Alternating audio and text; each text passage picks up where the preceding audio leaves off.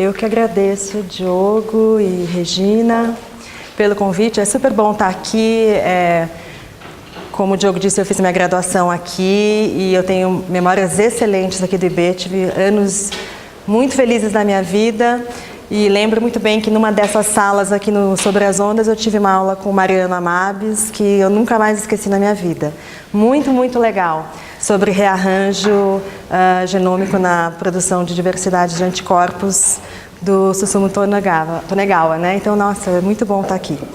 E eu já falei muito, dei muitos seminários sobre olfato, mas eu nunca falei sobre a Linda Buck. Então, é a primeira vez que eu vou falar mais sobre ela, né? Claro, vou falar a respeito da contribuição que ela fez para ganhar o Prêmio Nobel. Então, é a primeira vez que eu estou falando nisso, juntei algumas coisas e acho que pode ser bem informal e a gente pode conversar a respeito. Então, esse título aqui do seminário é um título que ela mesma usa muitas vezes para descrever o seu trabalho, para os seus seminários, né? E eu fiz meu pós-doutorado com ela, como o Diogo disse, e eu acho que uma das características que define muito bem como ela é o que ela mesma diz aqui, que uma das coisas, one of the things I love about doing science, it's really puzzle solving, né? Ou seja, ela realmente gosta do desafio de descobrir novas coisas. Ela é uma cientista nesse sentido, ela gosta dos problemas, então ela sempre está procurando novas perguntas, novos desafios. Ela não tem a mania de pesquisa, que é aquela coisa assim que é mais metódica, vamos dizer assim, mas ela está sempre tentando responder a grandes perguntas. Isso é uma característica dela muito forte e é muito interessante, muito difícil às vezes, porque projetos desse tipo são realmente difíceis, né? Ok. É verdade, não funciona aqui. Ok. Então, antes, só para falar um pouco a respeito da biografia dela, a Linda Buck, os pais dela eram suecos, né?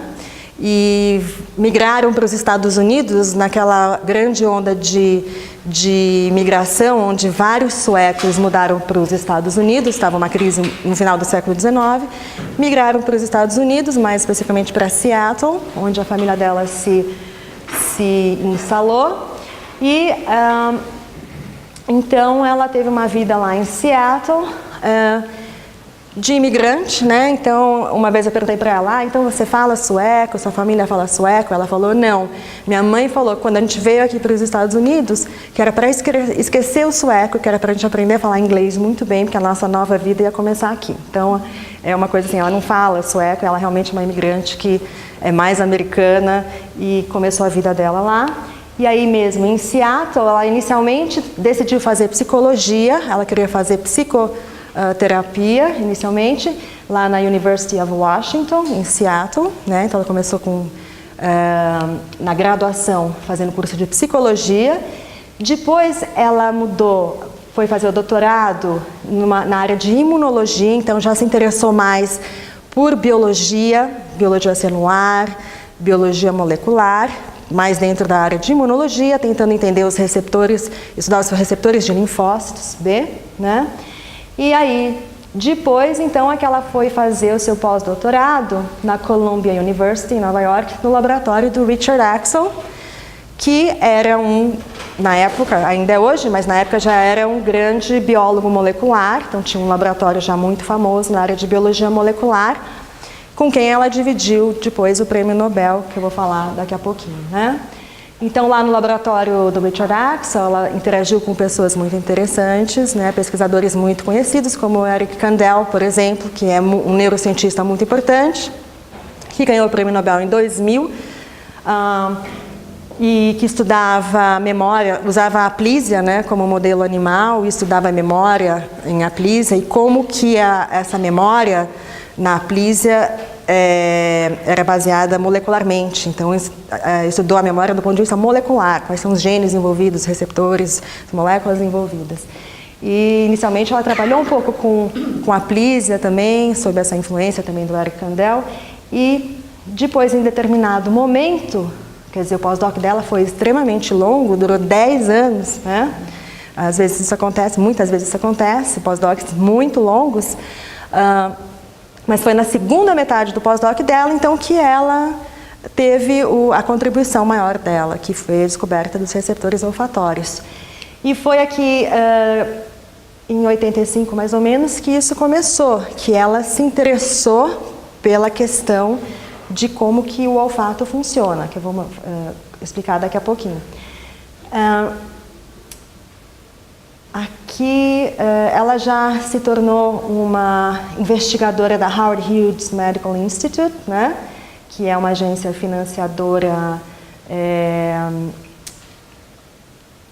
muito importante nos Estados Unidos, né? Vocês devem conhecer o Aviador, aquele filme do Aviador, aquele americano bastante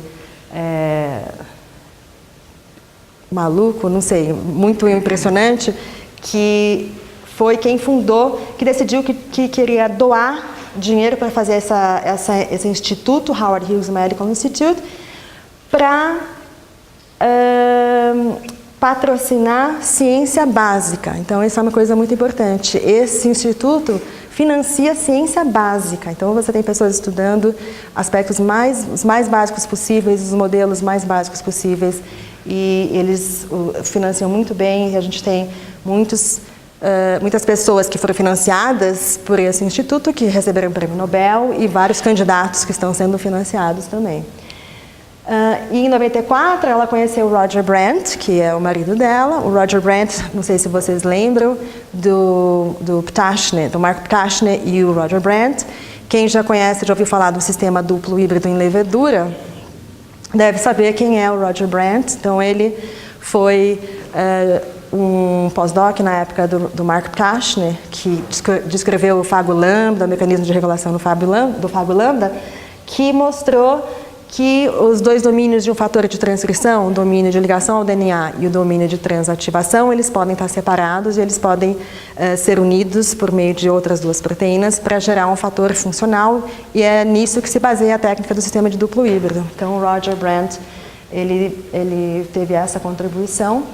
Depois, então, ela se mudou para Seattle, voltou para Seattle, né, onde ela está até hoje, no Fred Hutchinson Cancer Research Center, ela é uma pesquisadora lá. Em 2004, ela ganhou o Prêmio Nobel em Fisiologia e Medicina, juntamente com Richard Axel, que foi o seu supervisor no pós-doutorado, né?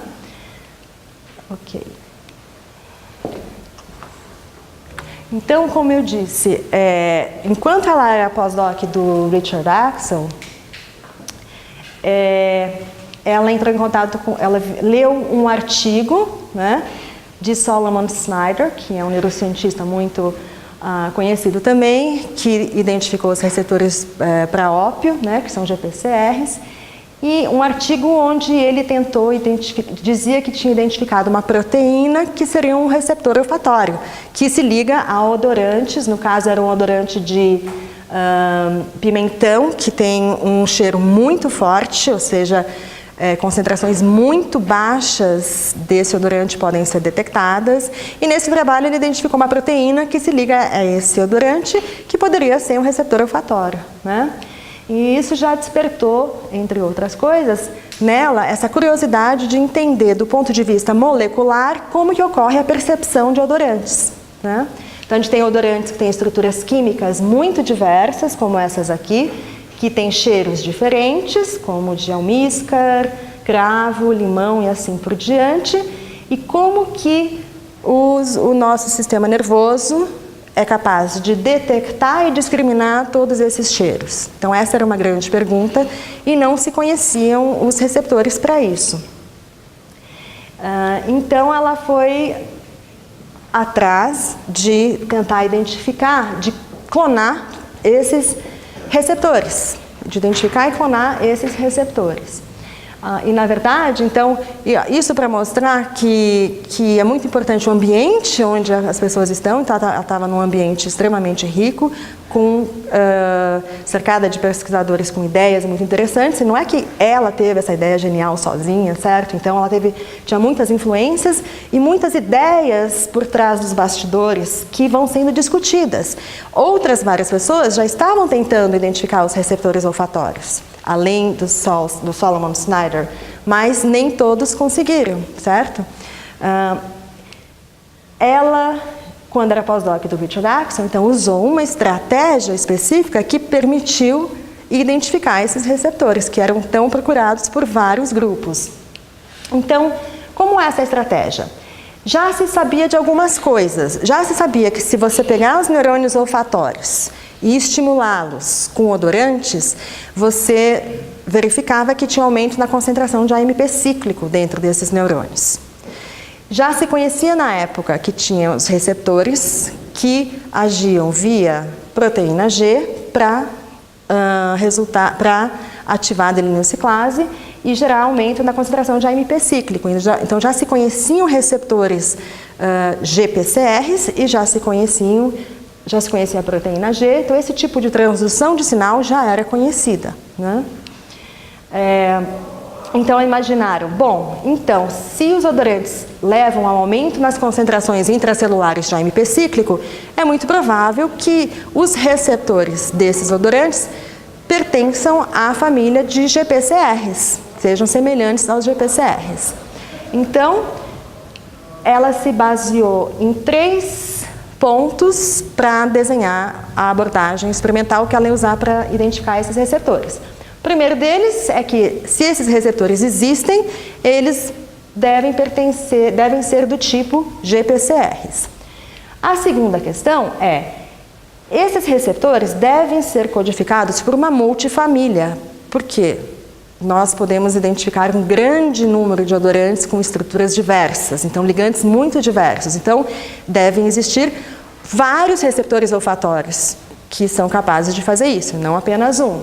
Em terceiro lugar, estes receptores devem ser expressos nos neurônios olfatórios do nariz, que são os neurônios que respondem a odorantes, certo?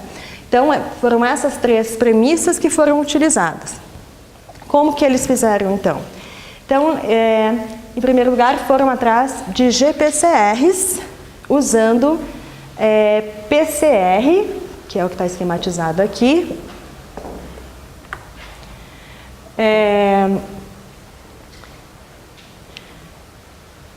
que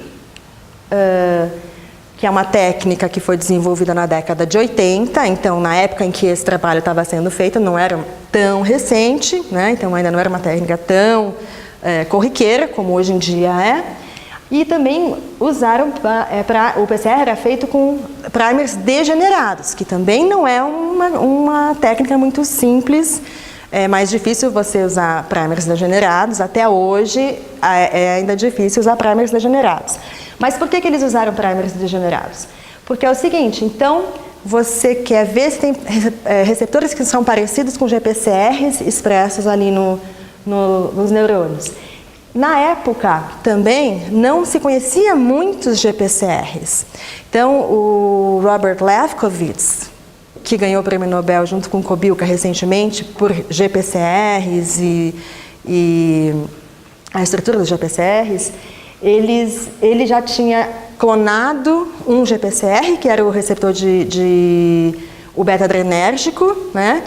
E aí eles já tinham comparado a sequência desse receptor beta-adrenérgico com o de rodopsina, certo? E tinham visto que eles tinham em comum 7 domínios transmembrana. E aí tiveram essa sacada de que essa estrutura com 7 domínios transmembrana podia ser mais geral. Hoje a gente sabe que existem centenas de genes GPCRs que reconhecem hormônios, neurotransmissores, várias outras coisas, e odorantes, que é um número muito maior, né? Mas na época tinha uns poucos, uns 5, não sei exatamente quantos GPCRs conhecidos apenas. Então, o que eles fizeram? Eles desenharam primers degenerados, vários deles, que reconheciam esses poucos receptores conhecidos. Uns que mapeavam na região do domínio transmembrana 2 e outros na 7, e usaram em diferentes combinações esses pares de primers para clonar por PCR fragmentos a partir de cDNA de epitélio olfatório, no caso de rato, inicialmente, né? E aí então o que acontece? Inicialmente você obtém produtos de PCR, né, com as diferentes combinações diferentes produtos de PCR. Você já sabe mais ou menos qual é o tamanho de um GPCR, né? Então aí você pega os tamanhos que poderiam ser realmente receptores GPCRs que são expressos no epitélio olfatório. E aí entra aquela segunda premissa. Esses GPCR, deve haver um grupo de GPCRs diferentes sendo expresso no epitélio olfatório. Então, uma família de GPCRs expressos no epitélio olfatório. Como que eles foram ver quais desses produtos realmente poderiam corresponder a uma família de GPCRs? Então, eles digeriram individualmente cada uma dessas bandas de PCR com uma enzima que reconhece sequências curtas de 4 bases, então que corta frequentemente o DNA, e aí eles obtiveram esses resultados. Então, por exemplo, esse primeiro produto só tem, se você somar essas 2 bandas, você vai ter esse produto, certo? Então, na maioria dos casos, você só cortou esse produto em 2 menores, né? Agora, nesse caso, o que eles observaram? Eles obtiveram várias bandas que, se a gente somar o tamanho dessas bandas, elas vão dar um tamanho maior do que o produto original. E isso significa o quê? Que aqui dentro desta única banda aqui, você tem múltiplas sequências, né, que foram amplificadas com o mesmo par de primers. Então, você tem sequências diferentes, ou uma multifamília de genes. E aí, então, realmente, eles clonaram esse produto de PCR, sequenciaram vários clones, e aí identificaram realmente que esses DNAs codificam para GPCRs, que são expressos especificamente em epitélio olfatório. E assim eles então identificaram a família de genes de receptores olfatórios. Aqui tem um esquema mostrando. Quando eles sequenciaram esses genes, eles têm 7 domínios transmembrana, e diferentes membros dessa família são muito diferentes uns dos outros, ou seja, existe uma diversidade grande em sequência de aminoácido entre eles. As bolinhas pretas mostram regiões mais variáveis dentro desses receptores, indicando que eles são capazes de reconhecer ligantes diversos, um grande número de ligantes, né? E aquela terceira premissa de que esses receptores devem ser expressos no epitélio olfatório. E eles, então, aqui com Northern Blot, que hoje em dia acho que ninguém mais faz, né? Todo mundo conhece, quer dizer, eu ainda fiz, mas eu também não faço mais. Mas, enfim, graças a Deus, né? Mas, enfim, fazendo o Northern Blot, vocês sabem o que é Northern Blot? Porque talvez, enfim, a gente analisa o RNA mensageiro, RNA total aqui de vários tecidos, né? Epitélio olfatório, cérebro e assim por diante, hibridiza com uma sonda desses receptores, e aí a gente consegue ver em que tecido que esses receptores são expressos. E aí, o que eles observaram na época? São GPCRs que são expressos apenas no epitélio olfatório. Parece que são os receptores olfatórios, né? É interessante eu notar hoje eu dizer hoje que com as técnicas mais sensíveis que a gente tem hoje, de PCR, de RT-PCR, de deep sequencing, o que está se observando é que esses receptores olfatórios são expressos também em outros tecidos, mas em quantidades muito menores e com funções ainda não muito claras. Mas olhando aqui, primeiro, fantástico, né? É específico do epitélio olfatório. Foi sorte eles terem usado o transmembrana 2 e 7, que são mais conservados, ou eles já sabiam que... Ao desenhar os primers degenerados, eles justamente escolheram regiões mais conservadas, porque fica mais fácil você desenhar um primer degenerado para regiões mais conservadas, né? Porque senão ele fica muito degenerado, e se ele ficar degenerado demais, aí o PCR não funciona. Baseado nas proteínas que já conheciam, nas sequências conhecidas, Ok. Bom, então esse trabalho, essa descoberta, foi publicada em 1991, né? Então a gente tem aqui uma foto do Richard Axel e da Linda Burke, olhando um autorradiograma, provavelmente de uma dessas sequências, né? E esse artigo, então, que eles chamaram de Novel Multigene Family May Encode Odor Receptor. Então, esse MEI eu vou fazer. Pois é, mas na época eles tomaram um cuidado de dizer que, porque você não tinha provado funcionalmente que eles eram realmente esses receptores, né? E esse artigo eu estava checando ontem, conta com 2.629 citações, né? Considerando que a área de olfato não é muito grande, esse é um número muito grande de citações que indica que realmente esse artigo teve um marco muito importante na área. Eu achei também uma coisa interessante que eu não sabia que existia, que a Cell faz um assim chamado Annotated Classic, né? Onde eles pegam alguns artigos clássicos e fazem comentários, alguns artigos clássicos mais antigos, e fazem comentários desses artigos com base nos conhecimentos que a gente tem hoje. Então, revisitando o artigo, né? E nesse caso, então, pegaram esse artigo da Linda Buck e do Richard Axel, e quem fez os comentários foram 3 pesquisadores da área de olfato, Stuart Firestein, Charles Greer e o Peter Mombers. Eles fizeram comentários, aí o que é? É um PDF que você abre ali e tem esses balãozinhos. Aí você clica no balãozinho aqui. Então aqui, por exemplo, na data, um comentário que tem aqui na data é que 30 anos antes dessa data existiam 295 papers com a palavra odor ou receptor de odorante. Depois, 5 anos depois desse artigo, tem 406, hoje, e depois de 23 anos dessa publicação, 4.000, mostrando que realmente esse é um artigo seminal, que chamou muita atenção, né? Aqui na questão do May Encode, eles também fizeram um comentário, que é: It's refreshingly unusual for the title of a paper to include the word may, but when are we ever absolutely sure in science? Né? Formal proof that these genes encode receptors for odorants will be published by several laboratories over the next few years. Então, ao longo dos próximos anos, esses receptores foram clonados, expressos em células, ativados com odorantes, se mostrou que eles são funcionais e assim por diante. E aqui tem um comentário nos autores, Linda Buck e Richard Axel,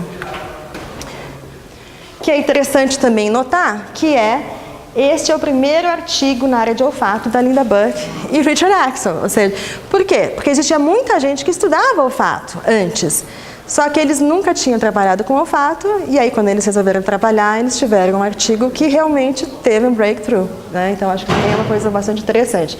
E no final desse artigo tem um comentário que eu acho que tem mais a ver com os dias de hoje, que eles falam assim: We note that there are no supplementary data.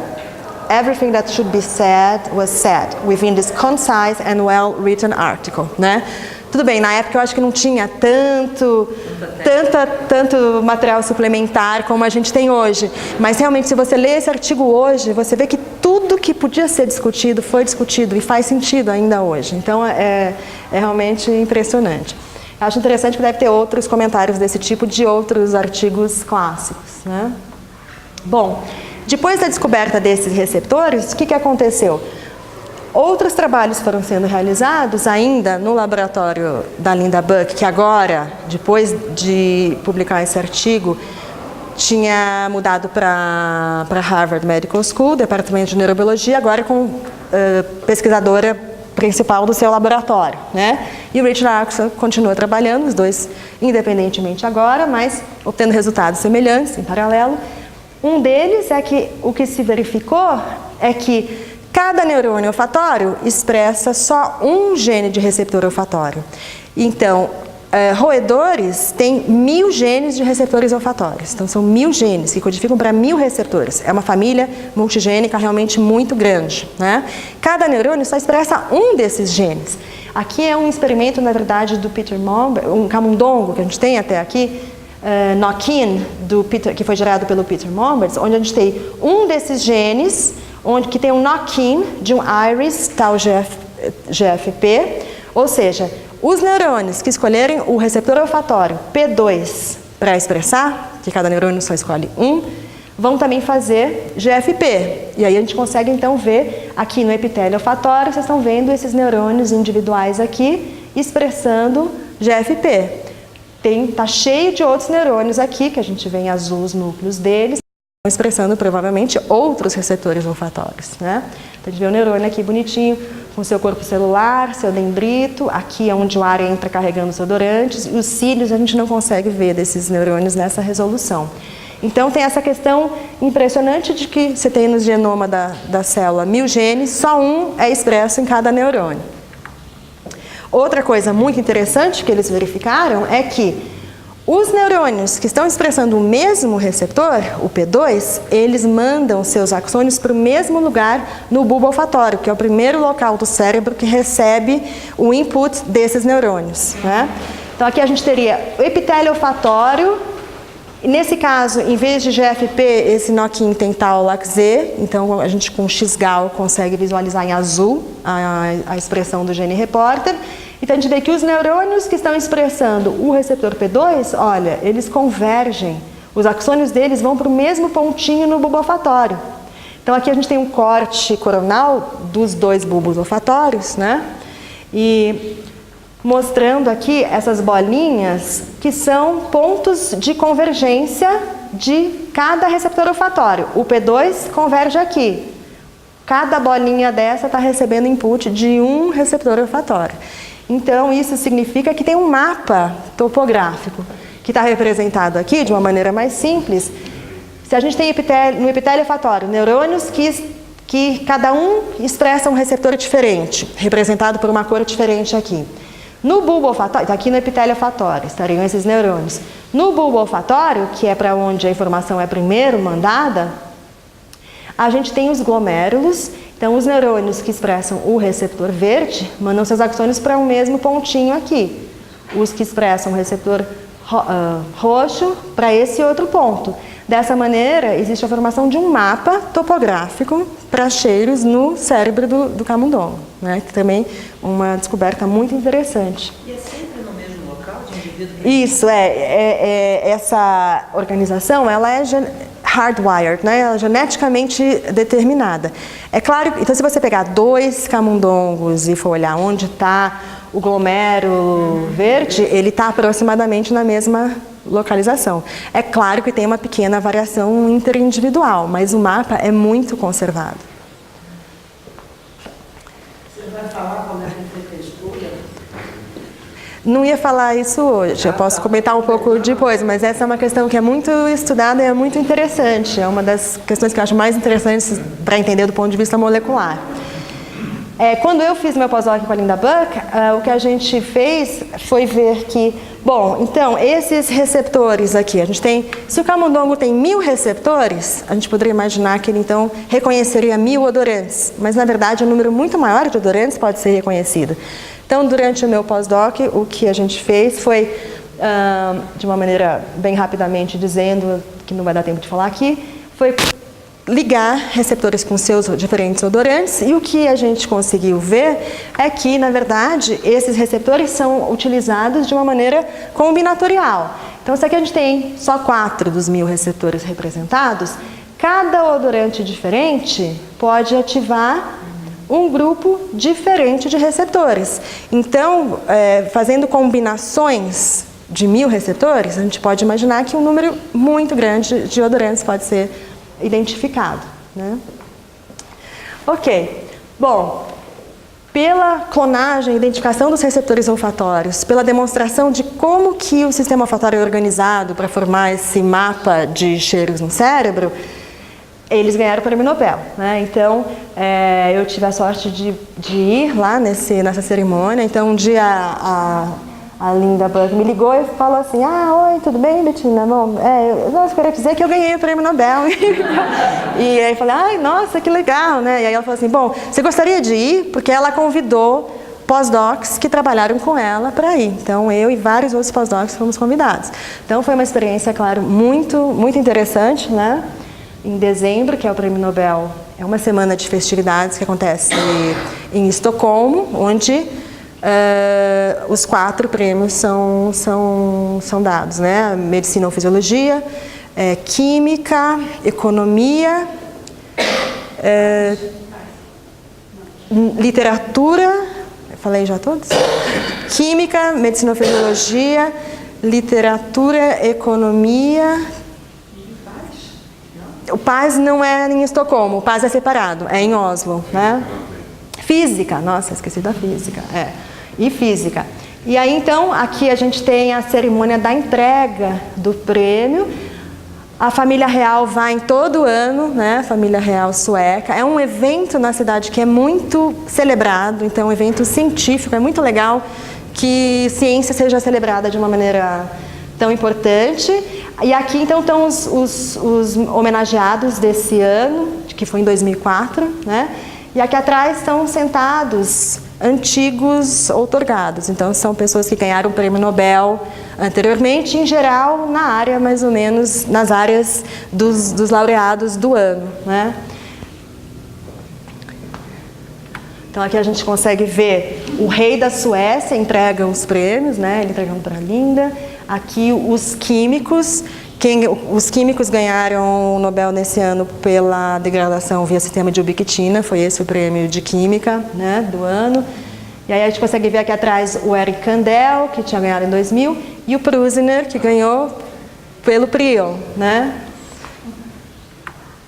A família real, né, vocês sabem que a Rainha Silvia é brasileira, né, meio brasileira, meio alemã. E depois desse prêmio tem um banquete enorme com várias pessoas, né, e tudo muito bem organizado, e com um exército de garçons que vem trazer um monte de coisa muito boa, né. E só para mostrar que eu estava lá mesmo, eu estou aqui, e assim, a semana inteira tem um monte de eventos. Tem as palestras de quem ganhou o Prêmio Nobel, tem encontros vários, tem o Museu do Nobel, tem o Museu do Nobel em Estocolmo, que eu acho que é muito interessante, se alguém for para lá, acho que é bem legal ver, e várias reuniões e coquetéis, né? Então, estou eu aqui, a Linda aqui, e pós-docs, esse mais velho, Carrie, outros que estavam na mesma época que eu, todos pós-docs que trabalharam com ela. Ok. Uma coisa que eu acho que é importante dizer é que nesse comentário que ela escreveu, ela ainda não tinha ganho o Prêmio Nobel, foi em janeiro de 2004, é uma história que conta sobre a procura dela pelos receptores olfatórios, então tem muita informação aqui. E no final ela fala que desde que os receptores olfatórios foram descobertos, é um prazer ela ver que tem muitos grupos agora trabalhando com isso, e realmente tem o Prêmio Nobel, essa descoberta atraiu muitos novos grupos, e inclusive o que se vê é que GPCRs também estão envolvidos em outros tipos de sensação química. Por exemplo, taste, né? O paladar, também são os GPCRs. Receptores de feromônios também são GPCRs. Então, uma vez descoberta essa família, outras famílias de GPCRs com função quimiosensorial também foram descobertas. E com os genomas todos disponíveis de todas as espécies, é possível determinar o repertório desses genes em diferentes espécies, certo? Então, interessantemente, porque esses receptores não têm introns, né? Então a região codificadora já está lá no genoma, então é muito fácil procurar essas sequências. Então a gente consegue ver aqui, ó, nós temos por volta de 400 genes, né? Também não é pouco. Em azul estão os pseudogenes, tem vários pseudogenes também.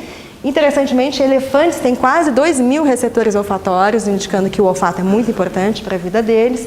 E então, esses receptores estão sendo estudados em várias espécies, inclusive em neandertais também já teve gente usando esses genomas antigos para estudar os receptores olfatórios. Mais distante filogeneticamente também tem. Você botou que eu vi só mamífero aí, né? Mais distante que mamífero. Ah, sim. Aqui sim, tem. Por exemplo, mas aí são também diferentes. Então, Drosophila tem receptores, mas eles são diferentes, bem diferentes. Zebrafish tem, então também tem. Mas o mecanismo, mas a sequência de aminoácidos não é tanto, mas a estrutura, né, GPCRs. E uma questão interessante é justamente como que um neurônio expressa só um receptor. Se a gente for ver os receptores olfatórios de camundongo, eles estão espalhados, onde tem uma bolinha vermelha aqui, é onde você encontra genes para receptores olfatórios. Estão espalhados por todo o genoma, certo? Como que numa célula, num neurônio olfatório, um só gene é expresso e os outros inibidos, né? Então esse é um assunto que está sendo muito investigado e acho que é bem interessante e cada vez mais está se entendendo melhor como que esse mecanismo funciona, né? E para finalizar então, quais são as perspectivas para o futuro, né? Então eu tirei isso da homepage dela, da Linda Buck. Então além de entender então como os odorantes são detectados, né? Como que eles podem gerar diferentes percepções. Uma questão também é como que esses químicos, né, os odorantes, podem alterar funções hormonais, comportamentos, né? E entender como... Então, é um modelo interessante para você entender os circuitos envolvidos, né? Como que de um fator externo você tem ativação de neurônios que vão ativar um circuito que vai gerar respostas diferentes, como alterações hormonais, comportamentos, medo, em camundongo já está claro que é determinado por odorantes. E entendendo esses circuitos, a gente pode entender também alguns comportamentos humanos, como estresse, medo e apetite, né? Então, entre outras coisas, essa é uma das coisas que ela pretende, está investigando no futuro, circuitos, né, neuronais, que é uma grande área, é uma área bem pouco conhecida, quer dizer, e tem muita coisa interessante para se descobrir. Quais são os circuitos que levam a essas diferentes funções. Então, acho que esse é o meu último slide. Isso. Então, eu agradeço a atenção de vocês. E posso...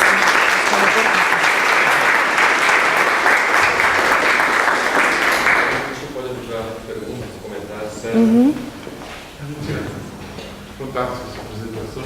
Obrigada.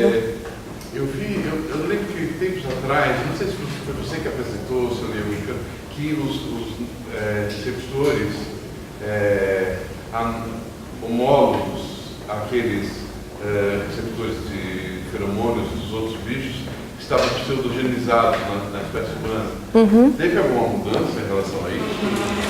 Não, então, em camundongos, em roedores, tem receptores de feromônio, que são GPCRs, que têm sequências diferentes, mas que são GPCRs, e que são expressos no sistema vômero-nasal, né, que é um órgão olfatório acessório, que tem outros neurônios diferentes dos principais.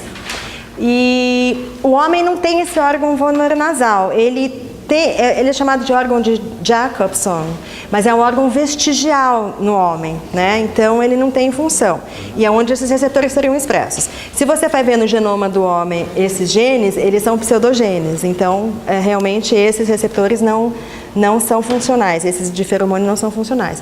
Agora, existe uma nova família de GPCRs que foi identificada nos neurônios principais, que são os TARs, Trace Amine Associated Receptors, são receptores GPCRs expressos nos neurônios olfatórios, em neurônios que não expressam os receptores convencionais, que reconhecem substâncias aminadas, né? Então, como neurotransmissores, aminos, né? Tipo serotonina e tal. Então, se acredita que esses receptores também podem ter um papel de feromônio. É uma computação,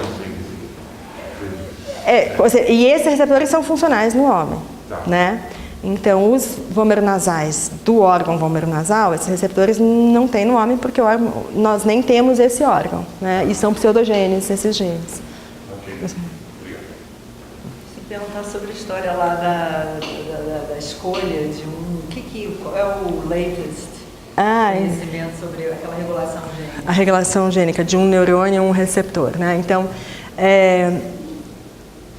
bom, em primeiro lugar, eu acho que então a expressão é monogênica, então é um gene, e é monoalélica também. Então é apenas um dos dois alelos, ou materno ou paterno que é expresso. Então existe exclusão alélica também.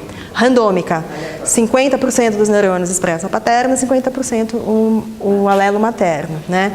Então várias coisas têm sido identificadas. Uma delas é que a gente também participa um pouco, é que O núcleo é que o núcleo do neurônio olfatório tem uma arquitetura diferente dos núcleos normais. Então, a gente tem uma região de heterocromatina constitutiva no centro do núcleo, e aí a cromatina fica mais periférica. Isso é o oposto, em geral.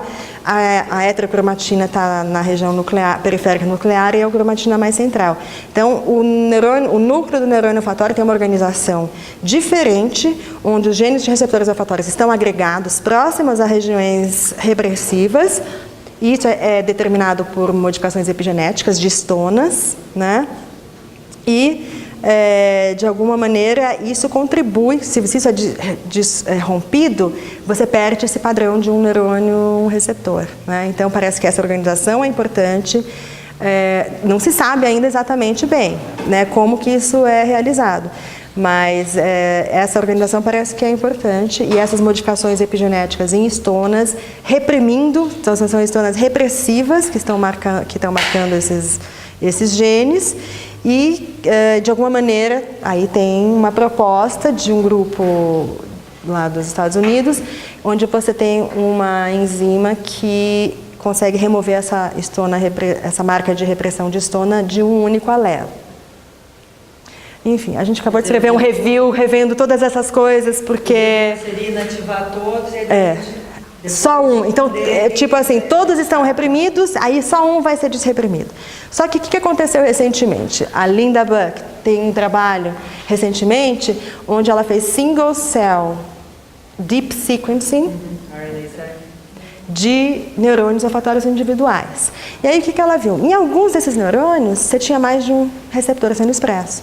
Quando ela foi ver, esses neurônios onde você tem mais de um, eles são menos diferenciados. Então, o que acontece? Isso indica que, ao longo da diferenciação do neurônio, vai se estabelecer... Você tem no começo alguns, ao longo da diferenciação, um só vai predominar. Então, essa história de você ter só uma enzima que vai lá e desregula um, eu acho que não, né? Tem mais coisa aí. Então, tem várias coisas já que estão indicando que modificações epigenéticas em estonas são importantes, que a arquitetura nuclear é importante, mas ainda não está claro, tem vários pontos que não estão claros. Porque o que vai fazer com que desses múltiplos iniciais, alguns sejam reprimidos e outros são mantidos, né? E como funciona na repopulação? Eles não são, quando você tem morte desses neurônios, eles não são repopulados, eles são substituídos. E eles voltam com a mesma característica do original? Não. Então, o epitélio olfatório... No epitélio olfatório você tem uma camada basal de células que são chamadas de olfactory stem cells, então são stem cells olfatórias, né? Que são capazes de dar origem a novos neurônios, né? E então elas podem se diferenciar em novos neurônios. E os neurônios olfatórios maduros, eles vivem um determinado tempo, de 30 a 60 dias, eles morrem e são repostos a partir dessas células basais. E aí essas células basais, basicamente, elas aleatoriamente escolhem um receptor também. Então é aleatório, né? E aí, através de um mecanismo que realmente não se conhece ainda muito bem.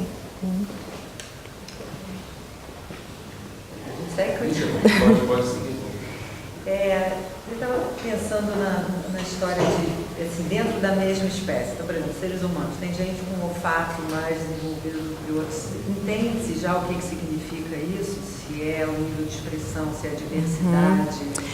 Então, pode ser a nível cognitivo mais superior.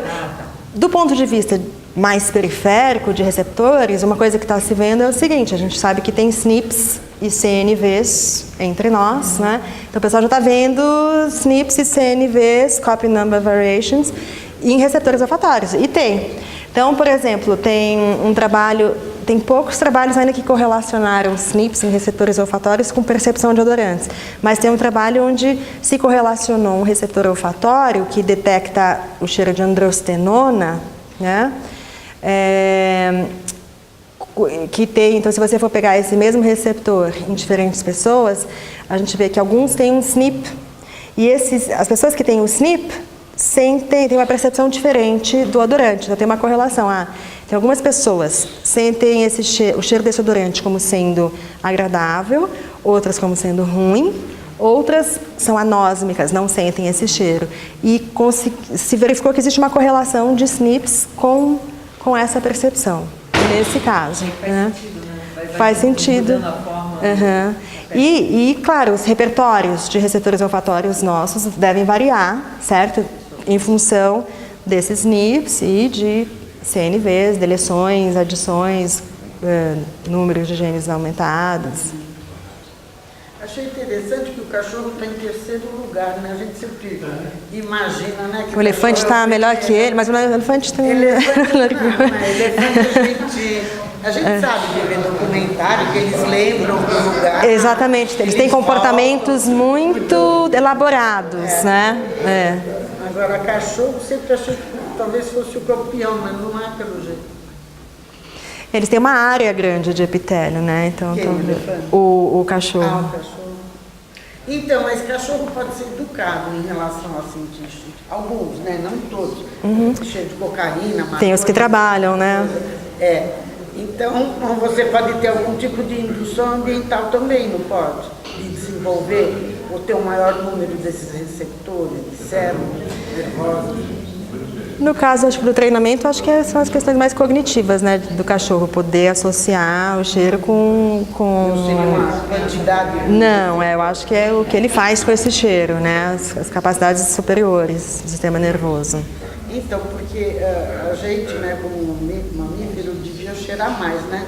Ter mais crença no nosso cheiro, porque qualquer mamífero, o cheiro que está comendo. O homem em geral não costuma fazer isso. Poucas pessoas fazem isso. Sim, mas o aroma, o paladar, o gosto da comida depende do olfato. Então, porque o gosto mesmo, né, na língua, só são aquelas modalidades, né? Doce, amargo, azedo, salgado, e tem o quinto que é o umami, né? Que é o aginomoto, o monoglutamato de sódio, que é o famoso aginomoto, que é colocado no alimento para aumentar o sabor da comida, né? E também são GPCRs que são responsáveis por esse sabor, né? Agora, as coisas... Então, são essas modalidades básicas. O aroma mesmo, o gosto, você sentiu o cheiro, sentiu o gosto de uma pera, vê que é diferente de uma maçã, e isso depende do olfato. Porque existe uma comunicação na região posterior da cavidade oral com a via olfatória. Então, quando você está comendo, os odorantes da comida ativam os neurônios olfatórios, né? Tanto que quando a gente está resfriado, a gente vê que o gosto da comida a gente perde muito, né? Então, a gente usa mais o olfato do que a gente pensa. O mais importante disso é quando as pessoas falam assim, mas você nem experimentou e você sabe que você não gosta, mas eu sinto o cheiro. Exatamente, é uma boa desculpa. Sim. E a questão de olfato e memória, porque dizem que entre os sentidos, não sei se é só história isso ou tem alguma relação bioquímica. Assim, porque é um input, né? Então, se você vai ver, o bulbo olfatório é a primeira região que recebe a informação dos neurônios olfatórios. Daí do bulbo olfatório, essa informação é enviada para outras regiões do cérebro, o sistema límbico direto. Então, é um input direto para regiões do cérebro. O sistema límbico mais em emoções, mas e também tem regiões envolvidas em memória. Então, é um sistema muito direto para essas regiões. E por isso que o olfato desencadeia comportamentos de uma maneira direta e de uma maneira inata também. Só um comentário, uma especulação assim, que eu fiquei pensando, eu queria a sua opinião. Você colocou ênfase que esse foi o primeiro trabalho deles numa área nova, o paper da Cell, né? Na área de olfato, nova para eles. Para eles. Porque tinha gente que trabalhava com olfato. Não, exatamente, mas eles estavam fazendo uma incursão numa área nova. Sim. E foi eu imagino, investiu-se pesadamente assim, para eles, aquilo não parecia ser um trabalho trivial. E eu só fico pensando assim, se alguma coisa vem mudando do jeito que a gente faz ciência, porque assim, mais e mais você tem pouco espaço para errar em ciência, por causa da mensuração constante de performance, por ritmo de publicações. Então eu fico pensando assim, se a gente se as instituições científicas estão atentas a isso. Porque, assim, projetos de risco são aqueles que têm chance de achar alguma coisa muito legal. Mas eles também são aqueles que podem ter um peso muito grande negativo para o currículo do pesquisador. E daí eu fico pensando assim, se é uma mudança de lá, ou se era um perfil, uma personalidade de gente que não estava nem aí para isso, tomou um risco, ou às vezes tem instituições que bancam isso. Não, a gente confia nas Howard Hughes. Então, é justamente a Howard Hughes Medical Institute, que é essa agência de financiamento a melhor que tem, né? Todo mundo quer ter, e quer ser, eles têm bons grants e tudo. Eles se interessam por esse tipo de pesquisa, e então eles bancam esse tipo de pesquisa, né? Eu lembro que eu tive uma bolsa da Howard Hughes de pós-doc quando eu estava no laboratório da Linda, e eu fui num das reuniões deles, né?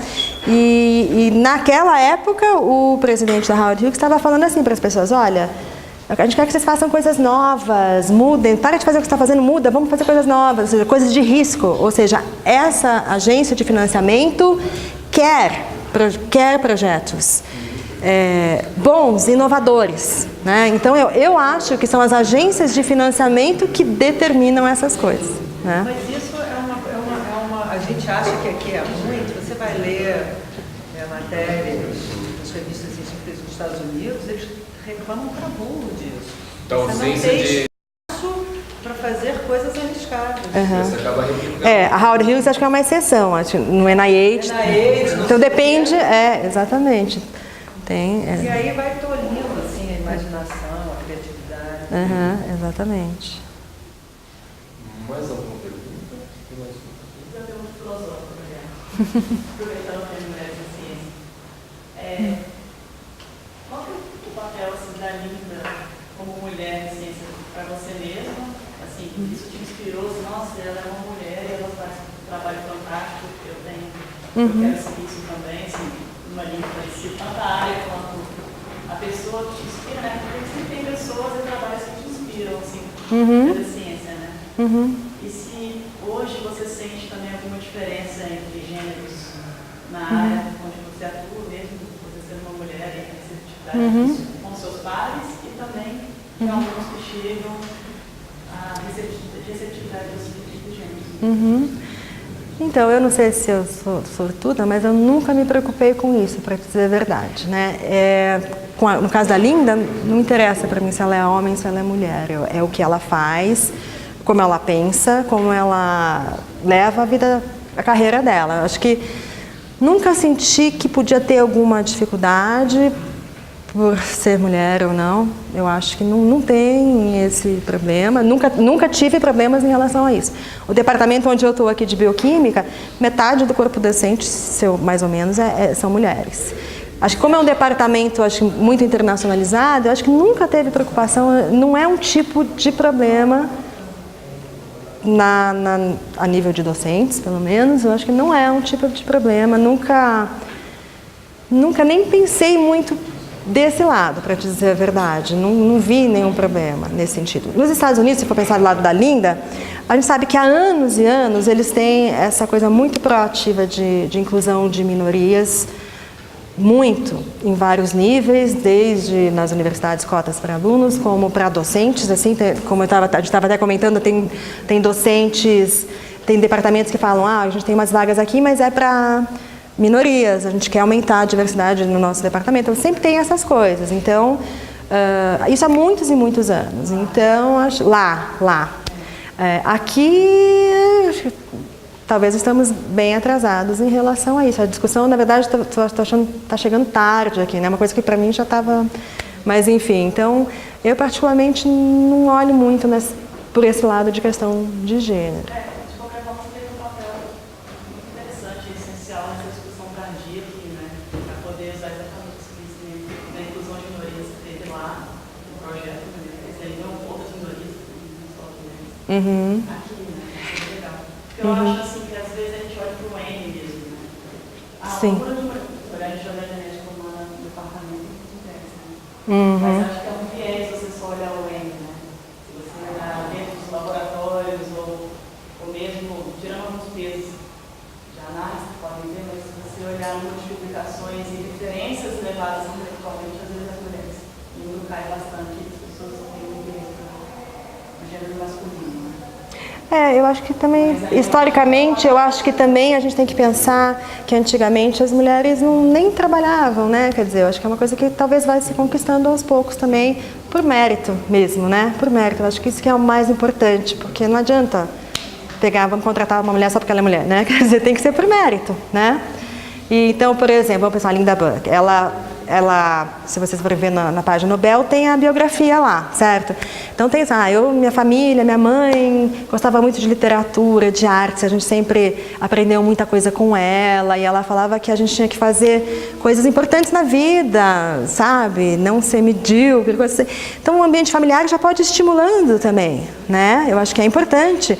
Mas não só as mulheres, os homens também. O ambiente familiar já vai estimulando todo mundo, independentemente, né, de ser homem ou mulher. Eu acho. Vou falar do mérito como real nesse ponto, porque às vezes o mérito vai ser tendenciado também exatamente porque... Eu digo o mérito reconhecido de uma maneira correta mesmo, né? Vamos assumindo que as pessoas estão reconhecendo de uma maneira justa e correta. Né?